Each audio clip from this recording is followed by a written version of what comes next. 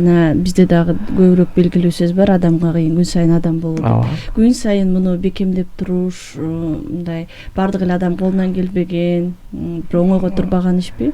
Чындыгында Аллах Таала бизди адам кылып жараткан да бул дүйнөдө.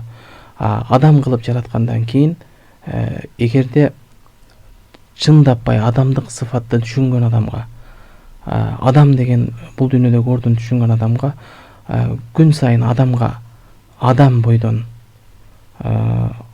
адам болуу эмес, балким адам бойдон калуу маанилүүрөөк деп айтабыз да шариятыбызда. Эмне үчүн? Себеби дегенде Аллах Таала валакады каррамна бани адам дейт. Мен адам баласын урматтуу, сыйлуу кылып жаратып койдум дейт. Аллах Таала дагы башка бир аятта Аллах Таала өзүмдүн жер бетиндеги адамды урун басарын кылдым деп айтат да.